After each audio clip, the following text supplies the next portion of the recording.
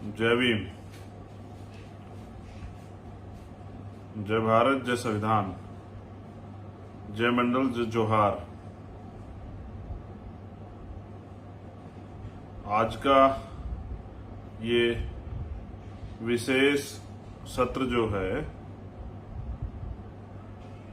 आप सब लोगों से 21 तारीख में जो स्थापना दिवस हम लोग इस बार ताल कटोरा स्टेडियम में मना रहे हैं, उसके लिए बात करने के लिए। तो अपनी बात को शुरू करने से पहले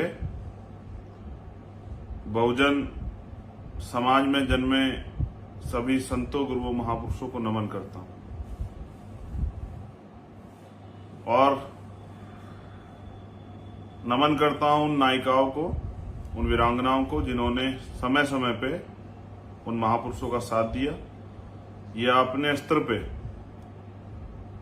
महापुरुषों के आंदोलन को आगे बढ़ाने का काम किया। महापुरुषों का आंदोलन यानी कि इस देश में गैर बराबरी पे आधारित व्यवस्था को परिवर्तित कर समतामूलक समाज की स्थापना। समता, समानता, बंधुत्व, भाईचारा,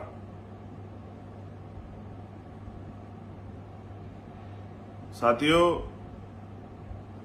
महापुरुष तो इतने सारे हैं कि अगर मैं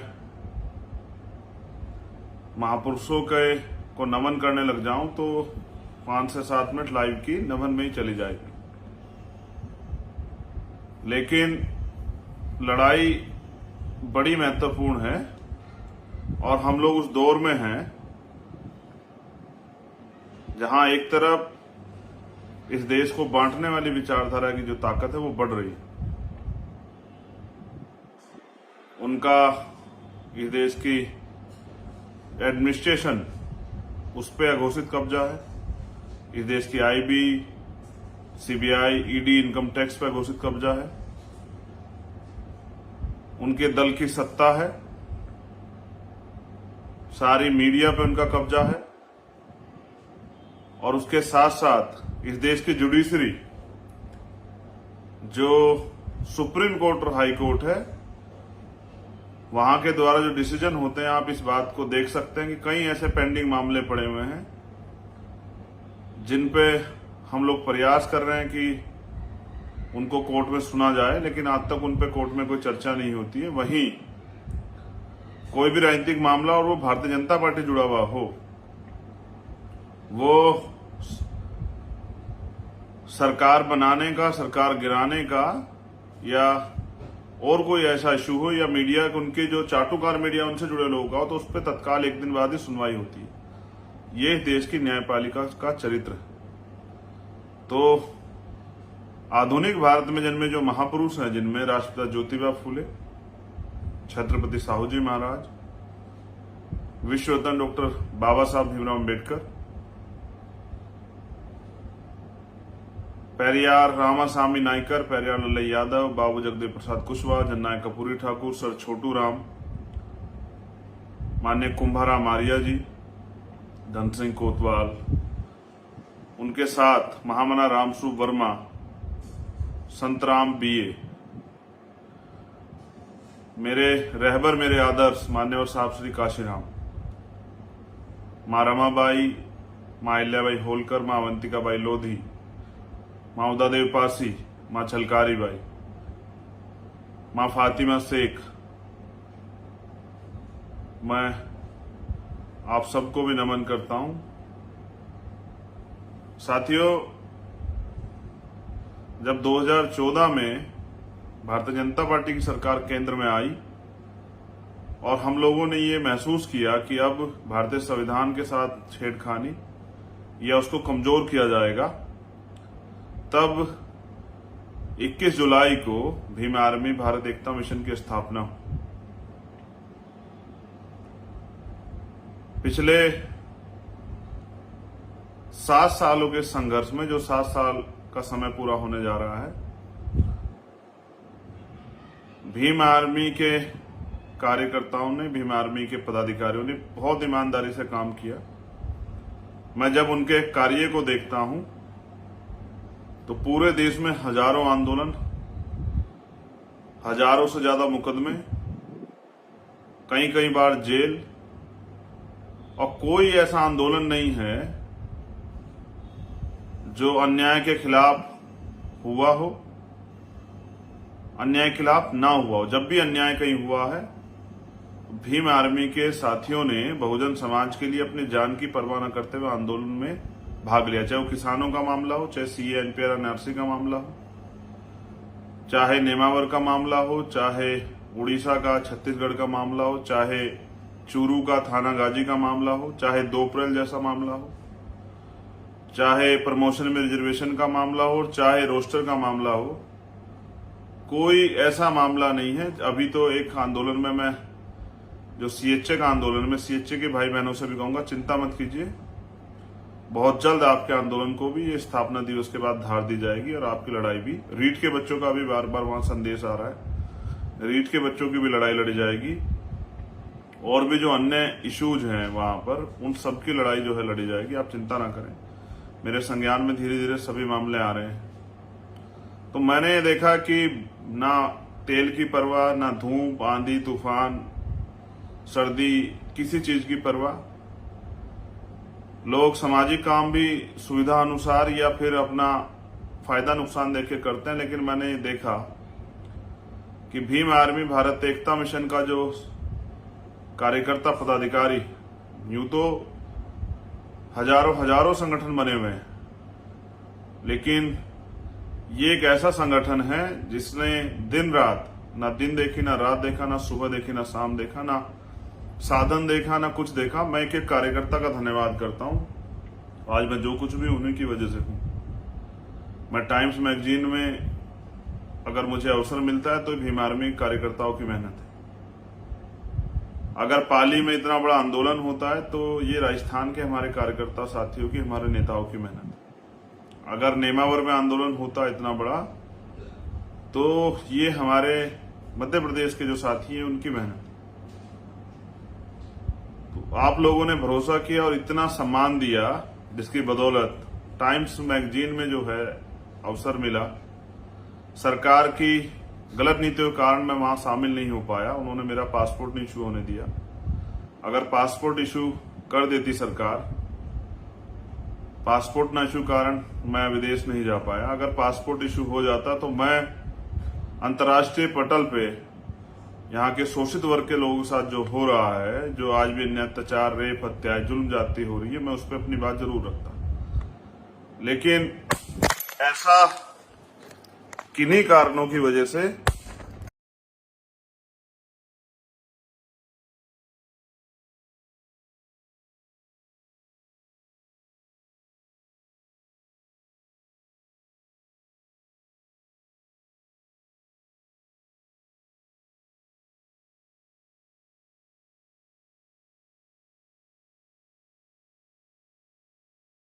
जैसा आप सब लोग जानते हैं, कभी भीम आर्मी के कार्यकर्ताओं ने किसी भी सरकार या मुसीबत के सामने घुटने नहीं टेके। इसलिए मुझे मैं गौरवान्वित होता हूं इस संगठन का हिस्सा होने के कारण, इसका एक कार्यकर्ता होने के कारण। साथियों, 21 तारीख को स्थापना दिवस ताल कटोरिया स्टेडियम दिल्ली में मनाया जा रहा है। उसका एक कारण, क्योंकि लंबे समय से हम लोग काम कर रहे हैं। मैंने 2022 के इलेक्शन के बाद बहुत कुछ सीखा और मेरी समझ में आया कि जहां कैडर नहीं होता वहां क्राउड होता है। तो जितनी मेहनत आपने की, मैं समझता हूं कि अगर ये मेहनत हमने मैनेजमेंट के थ्रू आंदोलन को रास्ता जो है कैडराइज रास्ते के थ्रू हमने अगर की होती तो शायद आज हमारा संगठन, जो भारत का सबसे बड़ा बहुजन समाज का संगठन है, उसकी ताकत कई गुना बढ़ गई होती। तो इसलिए क्योंकि किसी भी संगठन को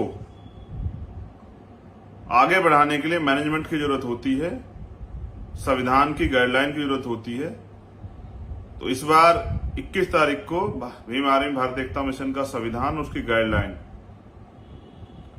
जिसमें किस तरह से काम करना है और किस तरह से अपने आंदोलन को समयबद्ध प्रोग्राम के को तय करके निश्चित समय के अंदर पूरा करना है, क्योंकि आपकी लगन जो है वो बहुत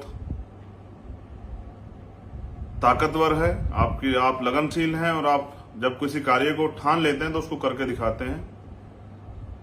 तो काफी चीजें जो है, जिस तरह से अभी आपने स्टेटमेंट एक पढ़ा होगा कि संघ ने भी जो है तैयारी की है भीम आर्मी भारत एकता मिशन को खत्म करने की, कमजोर करने की, और वो लगातार साजिशें भी कर रहे हैं।